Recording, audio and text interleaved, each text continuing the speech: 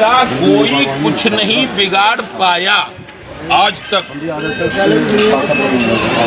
नहीं करता, कुछ नहीं बिगाड़ता।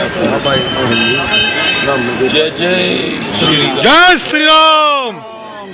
जय श्री राम। जय श्री राम। जय श्री राम। जय श्री राम। जय श्री राम। सुना तो सही। अस्सलामुअलैकुम वरहमतुल्लाहि ताला वबरकातुहू। नाज़रीन, उम्मीद है कि आप लोग खैरियत से होंगे। अल्लाह ताला आपको खुश रखे।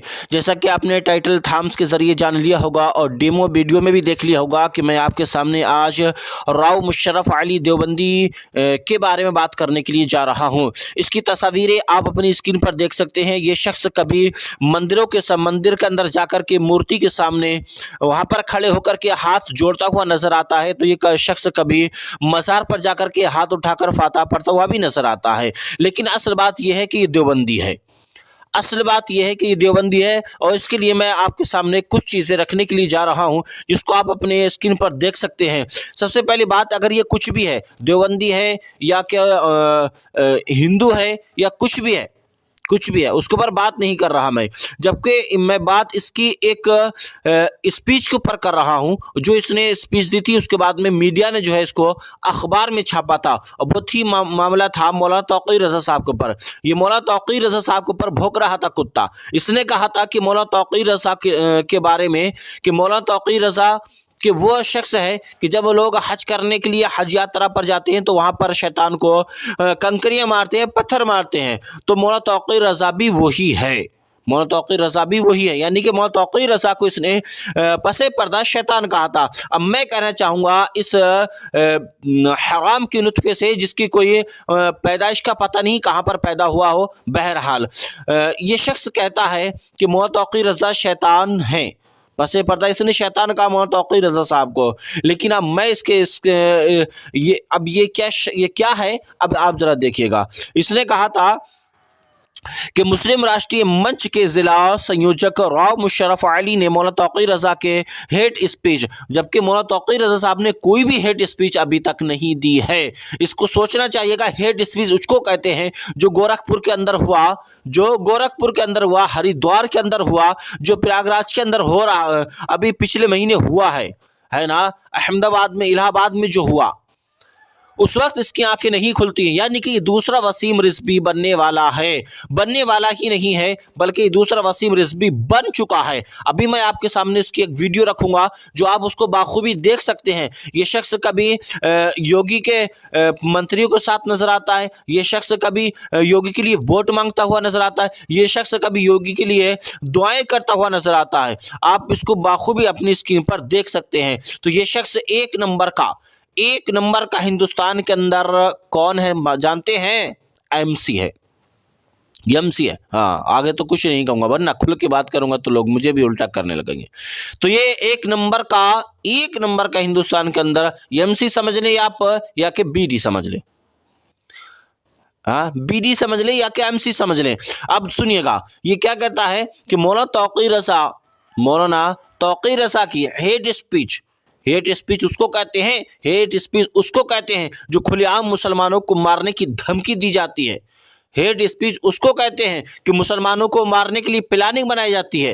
हेट स्पीच उसको कहते हैं कि मुसलमानों का अल्पसंख्यक दर्जा छीनने की बात की जाती है। हेट स्पीच उसको कहते हैं कि मुसलमानों के बारे में, उनको मारने की, उनको क्या करना है, हिंदुस्तान से भगाने की यानी कि प्लानिंग की जाती है।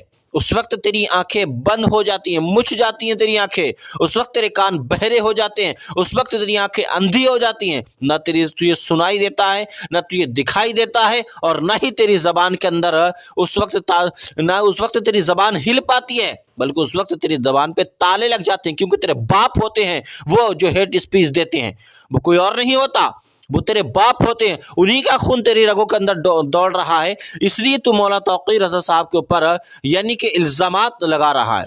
इल्ज़ाम भी ऐसे कि मौलाना तौक़ीर रज़ा को यानी कि हेट स्पीच दे रहे हैं, आतंकवादियों का जो है समर्थन कर रहे हैं। मौलाना तौक़ीर रज़ा ने किसी आतंकवादी का समर्थन नहीं किया, लेकिन हाँ तू जो है ज़रूर आतंकवादियों का समर्थन कर रहा है। नरसिंह आनंद कौन है? आतंकवादी। वसीम रिज़वी कौन है? आतंकवादी है। ये वो लोग हैं जो आतंक फैला रहे हैं हिंदुस्तान के अंदर। तो तुझ जैसे हरामी जो है उनके पल्लुओं में पड़ कर के अपनी रोटियां सेक रहे हैं और मुसलमानों को बदनाम कर रहे हैं। शर्म कर ले वरना इस दुनिया से उठ जा।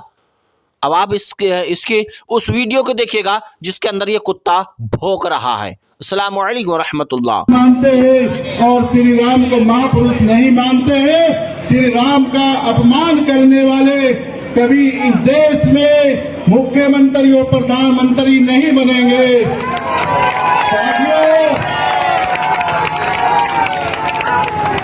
साथियों, हैदराबादी भाईजान जो भड़काऊ भाईजान है वो बोलते हैं कि बुर्के वाले को हम प्रधानमंत्री बनाएंगे। जो श्री राम के नारों का विरोध करता हो, वंदे मातरम के नारों का विरोध करता हो, भारत माता की जय के नारों का विरोध करता हो, वो प्रधानमंत्री के मुंगेरी लाल के सपने देखने छोड़ दे। राष्ट्रवादी ही और राष्ट्रहित के लोग ही इस देश में विजय होंगे। बुर्के वाली कभी बुर्के वाली आने वाले टाइम में पार्षद भी नहीं बनेगी। तुम प्रधानमंत्री के खिलाफ देख रहे हो, ऐसा नहीं होगा। ये भारतीय जनता पार्टी, बहुत लोगों ने अपनी जानों की कुर्बानियां दी है, अपने घर छोड़े हैं, अपनी बीवी बच्चे छोड़े हैं, संन्यास लिया है। बहुत से लोगों ने हमारे बीच में भी अभी मौजूद है, तब जाकर के राष्ट्रवादी पार्टी भारतीय जनता पार्टी खड़ी हुई है।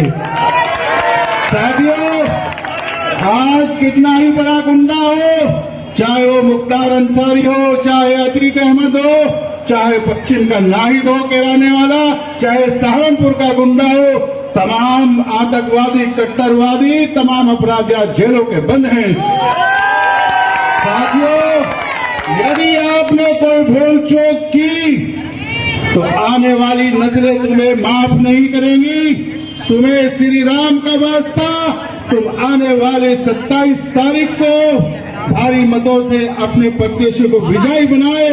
ये ना देखे विधायक कौन है, प्रत्याशी कौन है। हमें मजबूत जो है वो योगी और मोदी को करना है। कमल का फूल हमारा निशान है, हमें प्रत्याशी नहीं देखना है, हमें